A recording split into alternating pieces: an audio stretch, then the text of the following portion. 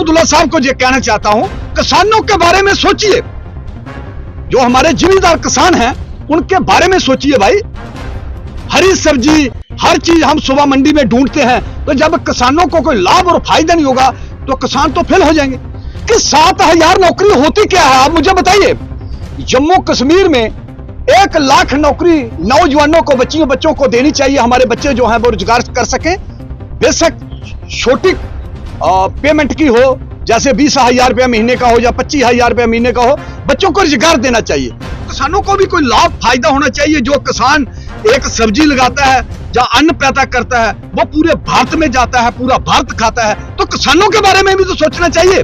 7,000 नौकरियां दी हैं, अब वो कह रहे हैं कि डेली वेजेस। 7,000 नौकरियों से क्या होगा? हमारा 7,000 नौजवान बच्चे हैं जम्मू कश्मीर में, हमारे लाखों बच्चे हैं। अगर इस सरकार को लोगों ने बुलंदियों पर पहुंचाया है, एनसी सरकार को वोट देकर उमर अब्दुल्ला साहब को मुख्यमंत्री बनाया है, तो इन्होंने नौजवानों के बारे में सोचना चाहिए। आप ही के पार्टी के विधायक विक्रम रंधावा ने असेंबली में बोला कि 90% जमीनें जो जेडीए की हैं उस पर कश्मीरियों का कब्जा है। आप देख रहे हैं यूनिवर्सल न्यूज टाइमलाइन। जिस तरीके से आप लोग जानते हैं, सीएम उमर अब्दुल्ला द्वारा जो है बजट जो है वो पेश किया गया था जम्मू कश्मीर असेंबली में 2026-27 का।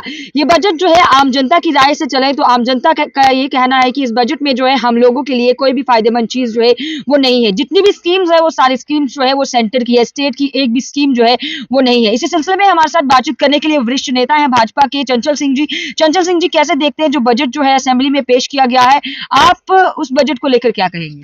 देखिए, सबसे पहले मैं ये कहना चाहता हूं कि इसमें मुझे कुछ भी नजर नहीं आ रहा। पिछले वर्ष भी इन लोगों ने ऐसे ही किया था, और ये बजट जो इन्होंने पास किया है ये लोगों के हित में नहीं है। और इन्होंने कहा था हर वर्ष 1 लाख नौकरी जो है नौजवानों को दी जाएगी, और आज हमारे नौजवान जम्मू कश्मीर के जो हैं बेरोजगारे, पढ़ाई करके भी वो बच्चे जो हैं वो बर्बाद हो चुके हैं। और माता पिता 1 साल से लेके और बच्चों को 20-25 वर्ष तक पढ़ाई करवाते हैं, खर्चा करते हैं। जब वो बच्चे पढ़ते हैं उसके बाद अगर बच्चों को नौकरी ना मिले तो वो बच्चे कहां जाएंगे? तो मेरा कहने का ये मतलब है कि ये बजट जो इन्होंने पास किया है ये मेरी नजर में बिल्कुल फेल है। और इन्होंने अगर बजट निकालना था 1 लाख नौजवानों को नौकरी जो है वो देनी चाहिए, नौजवानों बच्चों को नौकरी जो है वो देनी चाहिए। और किसानों को खेतीबाड़ी के लिए बीज, यूरिया, डाया जो है फ्री देना चाहिए। किसान जो है वो कम से कम अपनी खेतीबाड़ी कर सके। किसान जो होता है वो एक अन्नदाता होता है, किसान ही खेतीबाड़ी करता है तो पूरा भारत जो है उसकी पालना होती है। तो मैं नमन करता हूं किसानों को। मैं ये कहना चाहता हूं कि किसानों के बारे में इस सरकार ने, जम्मू कश्मीर की सरकार ने सोचना चाहिए। ये नेशनल कॉन्फ्रेंस का ये कहना है कि 1 लाख नौकरियों का वादा अगर हमने किया था उसमें से 7,000 नौकरियां जो है वो हमने दे दी। देखिए, 7,000 नौकरी होती क्या है, आप मुझे बताइए। जम्मू कश्मीर में 1 लाख नौकरी नौजवानों को, बच्चों को देनी चाहिए। हमारे बच्चे जो हैं वो रोजगार कर सकें, बेशक छोटी पेमेंट की हो, जैसे 20,000 रुपया महीने का हो या 25,000 रुपया महीने का हो, बच्चों को रोजगार देना चाहिए। आज हमारे बच्चे बहुत सारी मेदें लगा के बैठे हुए हैं, पढ़े लिखे बच्चे हैं हमारे जम्मू कश्मीर के, और इनको पूरा हक जो है वो देना चाहिए।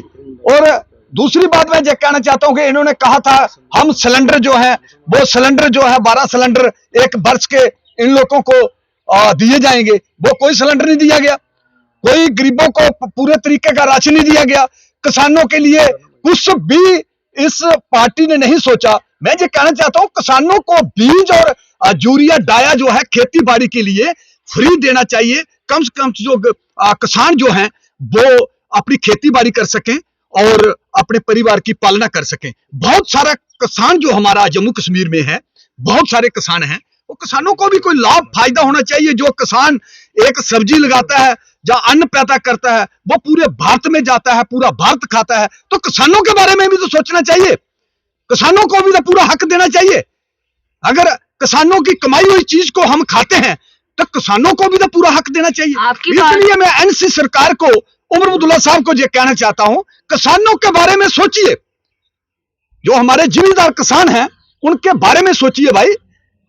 हरी सब्जी हर चीज हम सुबह मंडी में ढूंढते हैं, तो जब किसानों को कोई लाभ और फायदा नहीं होगा तो किसान तो फेल हो जाएंगे। तो इसलिए जो इन्होंने बजट पास किया है, ये बजट फेल है मेरी नजरी में। मैं ये कहना चाहता हूं कि जैसे इन्होंने कहा था 200 यूनिट बिजली जो है वो फ्री दी जाएगी, 12 सिलेंडर दिए जाएंगे, 1 लाख बच्चों नौजवानों को बच्चियों को नौकरी दी जाएगी, तो वो अपने पूरे वादे पर इस सरकार ने उतरना चाहिए। आप ही के पार्टी के विधायक विक्रम रंधावा ने असेंबली में बोला कि 90% जमीनें जो जेडीए की हैं उस पर कश्मीरियों का कब्जा है, उसको लेकर आप क्या कहेंगे? देखिए मेरी बात सुनिए, जो जमीन पर अनजायज कब्जा करता है वो सरकारी हो या कसौटियों हो, कोई भी जमीन हो, उस कब्जा करने वाले की कोई जात पात नहीं होती है। जिसके नीचे कब्जा होगा वो सरकार जो है वो खुद ढूंढेगी। अब नेशनल कॉन्फ्रेंस का तो ये कहना है हमने जो वादे किए हैं वो पूरे करेंगे। सबसे बड़ा उन्होंने कहा है कि हमने जो 7,000 नौकरियां दी हैं, अब वो कह रहे हैं कि डेली वेजेस 7,000 नौकरियों से क्या होगा? हमारा 7,000 नौजवान बच्चे हैं जम्मू कश्मीर में, हमारे लाखों बच्चे हैं। अगर इस सरकार को लोगों ने बुलंदियों पर पजाया है, एनसी सरकार को वोट देकर उमर अब्दुल्ला साहब को मुख्यमंत्री बनाया है, तो इन्होंने नौजवानों के बारे में सोचना चाहिए। कम से 1 लाख नौकरी एक वर्ष की हमारे जम्मू कश्मीर में होनी चाहिए। आज हमारे बच्चे जो है बेरोजगार घूम रहे हैं, फिर रहे हैं, पढ़ाई करके हमारे बच्चे जो हैं वो चिंता में हैं। क्या हमारे नौजवान हमारी भारत की आन और बान और शान है, हमारे भारत का भविष्य है। अगर हम जवानों को ही खत्म करते जाएंगे तो कैसे देश चलेगा? आखिरी सवाल रहेगा चंचल जी, पिछले साल भी जब बजट पेश किया गया था तो डेली वेजेस के लिए कहा गया था कि उनको रेगुलराइजेशन पॉलिसी दी जाएगी। इस बारी बजट पेश किया गया, इस बारी कहा गया फेस मैनर के तहत जो है उनको रेगुलराइजेशन पॉलिसी दी जाएगी, उनको पक्का किया जाएगा। चंचल जी, पिछले साल भी जब बजट पेश किया गया था तो डेली वेजेस के लिए कहा गया था कि उनको रेगुलराइजेशन पॉलिसी दी जाएगी।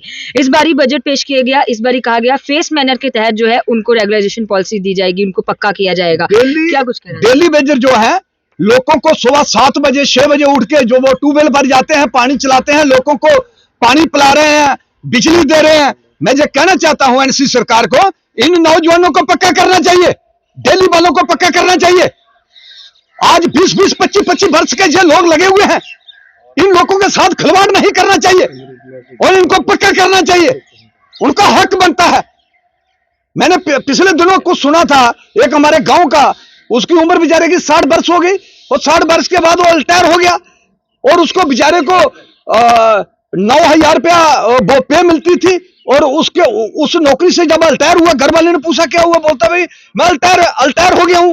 वो मेरे पास आया, बोलता है बाबा जी मैं रिटायर हो गया हूं, रिटायर कर दिया, कुछ मुझे दिया नहीं एनसी सरकार ने। तो मेरा कहने का ये मतलब है जल्द से जल्द डेली वालों को पक्का करना चाहिए, क्योंकि अगर बिजली पानी लोगों को ये दे रहे हैं अपनी मेहनत से, दिन रात ये लोग ड्यूटी दे रहे हैं, काम कर रहे हैं, तो हमें इनके परिवार का भी ख्याल रखना होगा और इनको पूरा हक जो है वो देना चाहिए। सीएम उमर अब्दुल्ला अगर आपको सुन रहे हो, आप क्या कुछ कहना चाहिए? मैं उमर अब्दुल्ला साहब को यही कहना चाहता हूं, किसानों के बारे में सोचिए, डेली वालों को पक्का कीजिए, नौजवानों बच्चों को जो लाख नौकरी का आपने वादा किया था वो लाख नौकरी देनी चाहिए और जम्मू कश्मीर में शांति लानी चाहिए। बहुत बहुत शुक्रिया सर बातचीत करने के लिए। इस समय हमारे साथ चंचल सिंह जी बातचीत करने के लिए मौजूद है। जिस तरीके से आप लोगों ने सुना कि बजट पर जब हमने बात आम जनता से की थी तो आम जनता का भी यही कहना था कि इस बजट में जो है कुछ भी नहीं है हमारे फायदे के लिए। वहीं पर साफ तौर पर चंचल सिंह जी का भी यही कहना है कि ये बजट जो है मुझे तो कोई भी फायदे वाली चीज जो है वो इसमें नहीं लगती है। अब आप लोगों की क्या कुछ राय है कमेंट सेक्शन में जरूर रखिएगा। इस वीडियो को ज्यादा से ज्यादा शेयर करेगा और तमाम खबरों के लिए जुड़ेगा यूएनटी के साथ, वीडियो जर्नलिस्ट के साथ वर्मा, यूएनटी जम्मू।